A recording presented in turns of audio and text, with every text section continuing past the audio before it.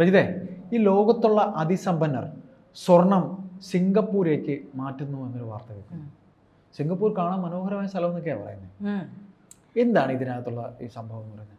അതായത് അവരുടെ ഈ അതിസമ്പന്നര്, അതെ, അതിസമ്പന്നർ, ലോകത്തെ അതിസമ്പന്നര് സമ്പാദ്യങ്ങളൊക്കെ ഗോൾഡ് ആക്കിയിട്ട് ആ ഗോൾഡ് അതാണ് എന്റെ നാട്ടിൽ സൂക്ഷിക്കാതെ സിംഗപ്പൂർ കൊണ്ടുപോയി സൂക്ഷിക്കും. ഞാൻ ചോദിച്ചതിനകത്ത് അത് വരുന്നുണ്ട്. സമ്പാദ്യം സ്വർണമാക്കി മാറ്റിയിട്ട് അവരത് സിംഗപ്പൂര് കൊണ്ടുപോയി നിക്ഷേപിക്കുന്നു എന്നുള്ളതാണ്. അത് പല കാരണങ്ങളുണ്ട്. നമ്മൾ പറയാം ജിയോ പൊളിറ്റിക്സ് എന്നൊക്കെ പറയുന്ന ആഗോള സാമ്പത്തിക രാഷ്ട്രീയ രംഗങ്ങളിലൊക്കെ ഉണ്ടായിട്ടുള്ള ചില പ്രവർത്തനങ്ങൾ ഒക്കെ ഇതിനെ കാര്യമായിട്ട് ബാധിച്ചിട്ടുണ്ട്.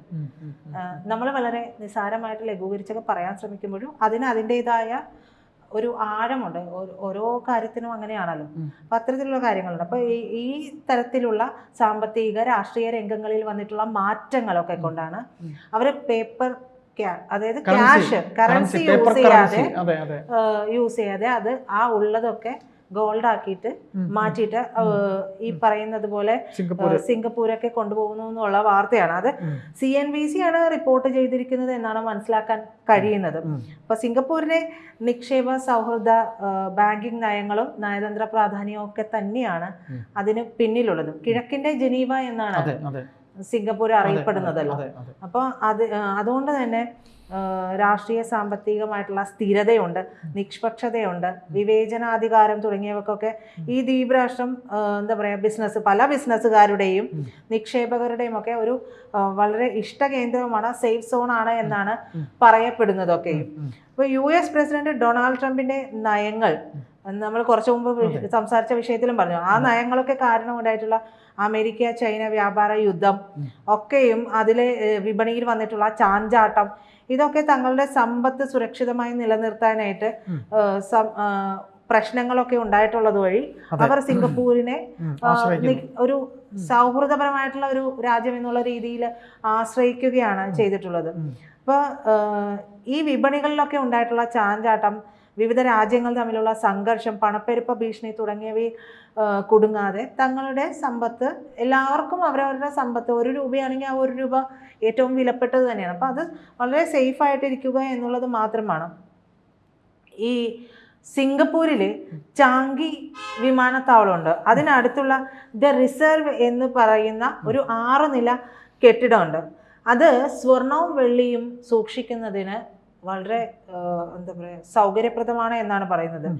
ഈ വർഷം ജനുവരി മുതൽ ഏപ്രിൽ വരെ ഇവിടെ സ്വർണത്തിൻ്റെയും വെള്ളിയുടെയും സംഭരണത്തിലുള്ള ഓർഡറുകൾ 88% വർദ്ധിച്ചു എന്നാണ് പറയുന്നത്. അവരവകാശപ്പെടുന്നതൊക്കെ 90% ഓർഡറുകളും സിംഗപ്പൂരിന് പുറത്തു നിന്നാണ് വരുന്നത്. അതായത് ഈ 88-ൽ 90% ഓർഡറുകളും സിംഗപ്പൂരിന് പുറത്തു നിന്നുള്ളവർ കൊണ്ടുവരുന്നതാണ് എന്നുള്ളതാണ്. അപ്പോൾ ഇത് അങ്ങനെ വരുന്നുണ്ട് എന്നുണ്ടെങ്കിൽ ആഗോള സമ്പന്നരുടെ ഒരു മനംമാറ്റമുണ്ട്. കാരണം എല്ലാവർക്കും അത് ട്രസ്റ്റബിൾ സ്ഥലമാണ് എന്നുള്ളതിന്റെ ഒരു മാറ്റം കൂടിയാണ്. അപ്പൊ അതെ, നമ്മൾ പറഞ്ഞല്ലോ എന്തുകൊണ്ടാണ്. ഇപ്പൊ രാഷ്ട്രീയ സാമ്പത്തിക സ്ഥിരത നോക്കുകയാണെങ്കിൽ സിംഗപ്പൂരിൽ ശക്തമായിട്ടുള്ള നിയമവ്യവസ്ഥയും സുതാര്യമായ ഭരണ സംവിധാനവും ഒക്കെ ഉള്ള രാജ്യമാണ് എന്നാണ് പറയപ്പെടുന്നത്. ആഗോളതലത്തിൽ തന്നെ രാഷ്ട്രീയമായിട്ടുള്ള ഈ ട്രംപിന്റെയൊക്കെ വിഷയങ്ങൾ പോലെ തന്നെ അസ്ഥിരമായിട്ടുള്ള പല വിഷയങ്ങളും സംഭവിക്കുമ്പോൾ സിംഗപ്പൂര് എടുക്കുന്നത് നിഷ്പക്ഷ നിലപാടാണ്. അത് സമ്പന്നർക്ക് സുരക്ഷിതത്വ ബോധം ഉണ്ടാക്കുന്നുണ്ട്. കാരണം അവരുടെ നിഷ്പക്ഷമായി നിൽക്കുന്നതുകൊണ്ട് അവരുടെ സമ്പത്ത് അവിടെ നിക്ഷേപിച്ചിട്ടുണ്ടെങ്കിൽ അതിൽ വേറെ വിഷയങ്ങളൊന്നും ഉണ്ടാകില്ല എന്നുള്ളതാണ്. മറ്റൊന്ന് ഭൂമിശാസ്ത്രം വളരെ എന്താ പറയാ കിഴക്കൻ ഏഷ്യയിൽ സ്ഥിതി ചെയ്യുന്ന രാജ്യമാണ് സിംഗപ്പൂര്. ഇത് ലോകത്തിന്റെ ഏതു ഭാഗത്തേക്കും ഇവിടെ നിന്ന് സഞ്ചരിക്കാൻ വളരെ എളുപ്പം കഴിയുന്ന ഒരു കേന്ദ്രം തന്നെയാണ്. അപ്പൊ സ്വർണം സൂക്ഷിക്കാനും അവശ്യഘട്ടങ്ങളിൽ വലിയ ബുദ്ധിമുട്ടുകളൊന്നുമില്ലാതെ അവിടെ നിന്ന് മാറ്റാനും ഒക്കെ കഴിയും. അതിന് ആ ഒരു സ്ഥലത്തിന്റെ പ്രത്യേകതയും ഭൗമശാസ്ത്രപരമായിട്ട് എളുപ്പം പോവുകയും വരികയും ചെയ്യാം. യെസ്. മറ്റൊന്ന് വിശ്വാസ്യതയുള്ള സ്ഥാപനങ്ങൾ അവിടെ ഉണ്ട് എന്നുള്ളത് തന്നെയാണ്. ദ റിസർവ് പോലുള്ള സുരക്ഷിത സൗകര്യങ്ങളൊക്കെ ഉയർന്ന സുരക്ഷയും അവരുടെ വിശ്വാസ്യതയും ഒക്കെ ഉറപ്പിക്കുന്ന കാര്യങ്ങൾ തന്നെയാണ്. അതൊക്കെ ഈ പറയുന്ന നമ്മളൊരു സ്ഥലത്ത് സാധനം കൊണ്ടെന്ന് വെച്ചിട്ട് സുരക്ഷിതമായിട്ട് ഇരിക്കുമോ, ദൈവമേ അവിടെ തന്നെ ഉണ്ടോ, രാത്രി കിടക്കുമ്പോൾ ഉറക്കമില്ലാണ്ടിരിക്കരുതല്ലോ. ഇനി രാത്രി കിടക്കാത്തവരാണെങ്കിലും കുറച്ചു നേരം കിടന്ന് മയങ്ങി പോകുമ്പോ ദൈവമേ എന്റെ സാധനം പോയോ, ഇത് ഞെട്ടി ഉണരുന്ന ഒരു അവസ്ഥ ആദി ഇല്ലാതെ കിടന്ന് ഉറങ്ങണമല്ലോ. ആദി ഇല്ലാതെ സുരക്ഷിതത്വമാണ് ഏറ്റവും വലുത്. അതെ, സുരക്ഷിതമായി സംഭവങ്ങൾ അവിടെ ഉണ്ട് എന്നുണ്ടെങ്കിൽ നമുക്ക് അതിന്റെ സംവിധാനങ്ങൾ ഉള്ളത് തന്നെ ഏറ്റവും വലിയ കാര്യമാണ്. അത് ആ രാജ്യത്തിന്റെ ഏറ്റവും വലിയ ക്രെഡിറ്റ് ആണ്. ഉറപ്പായിട്ടും അതൊരു ക്രെഡിറ്റ് ആണ്. ഒരാൾക്ക് സുരക്ഷിതമായി മനസമാധാനമായി ഉറങ്ങാനുള്ള അവസരം ഒരുക്കുക എന്ന് പറയുന്നത് ഒരു വലിയ കാര്യമാണ്. അതില്ലാതെ ഉറങ്ങുന്നവരാണ് നമ്മളിൽ ഭൂരിഭാഗം പേരും എന്ന് പറയുന്നത്.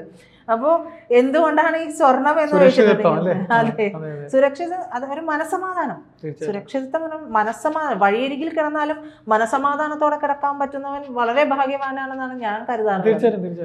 അപ്പോ ഈ എന്തുകൊണ്ടാണ് യഥാർത്ഥ സ്വർണം സ്വന്തമാക്കാതെ തന്നെ സ്വർണത്തിനു മേൽ അവകാശം നൽകുന്ന പേപ്പർ ഗോൾഡ് സംവിധാനത്തിൽ നിന്ന് മാറി ശരിക്കുള്ള സ്വർണത്തിലേക്ക് എന്തുകൊണ്ടാണ് അതിസമ്പന്നർ തിരിയുന്നത് എന്നുള്ള ഒരു ചോദ്യമുണ്ട്.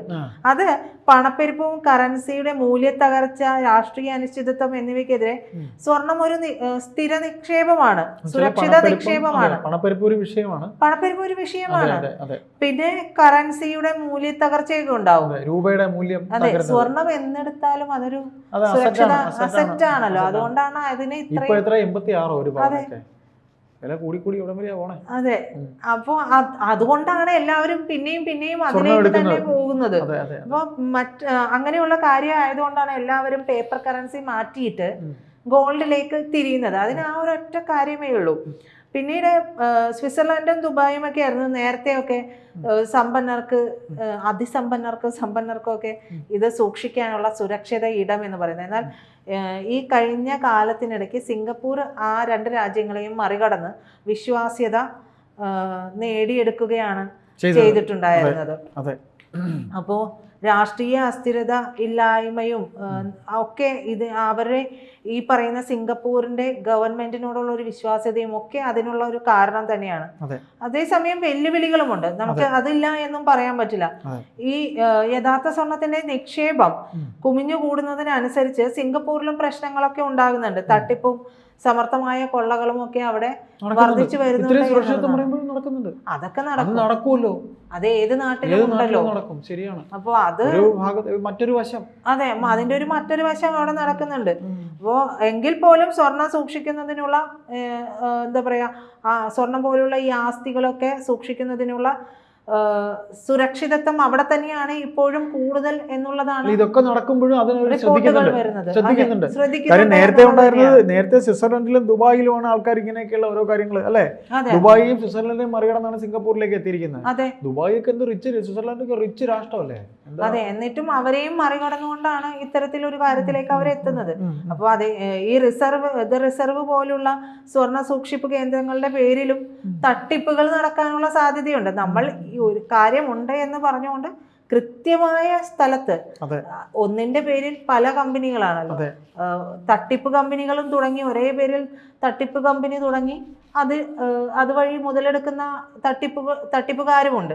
അത് എല്ലായിടത്തും ഉണ്ട്. നമ്മുടെ നാട്ടിലാണെങ്കിൽ ഇത് മാത്രമേ ഉള്ളൂ.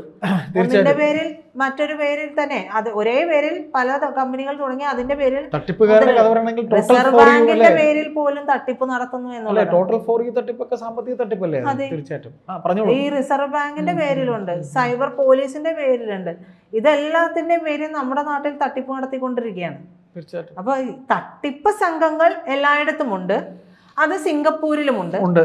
പക്ഷെ സിംഗപ്പൂരിൽ ദ റിസർവ് പോലുള്ള സ്വർണം, വെള്ളി സൂക്ഷിപ്പ് കേന്ദ്രങ്ങളുണ്ട്. അതിന് സിംഗപ്പൂർ ഗവൺമെന്റിന്റെ ഒരു ഉറപ്പുമുണ്ട്, അതിഭീകരമായ സപ്പോർട്ട്. അല്ലെങ്കിൽ ആ ഒരു കാര്യത്തിൽ സ്വിറ്റ്സർലൻഡിനെയും ദുബായിനെയും ഒക്കെ മറികടന്നുകൊണ്ട് അവർക്ക് ആർജിച്ചെടുക്കാൻ കഴിയില്ലല്ലോ. അപ്പൊ അത്തരത്തിലുള്ള കാര്യങ്ങളും ഒക്കെ നടക്കുന്നുണ്ട്. അപ്പോൾ ഈ അതിസമ്പന്നർക്ക് എന്ന് പറയുമ്പോൾ ഏതെല്ലാം ബാങ്കിൽ കൊണ്ടുപോയി നിക്ഷേപിക്കും. തീർച്ചയായിട്ടും ഈ നിക്ഷേപിക്കുന്ന ബാങ്കുകൾ ഒരുപാടാകുമ്പോ സമ്പത്തുകൾ വരികയല്ലേ. നമ്മുടെ രാജ്യത്തുള്ളവർ അതിസമ്പന്നരൊക്കെ തന്നെ എവിടെയെല്ലാം ഉണ്ട് എന്നുള്ളതൊന്നും നമുക്ക് പറയാൻ പറ്റില്ല. എന്തായാലും ദ റിസർവ് പോലുള്ള കാര്യങ്ങളൊക്കെ സിംഗപ്പൂരുണ്ട്.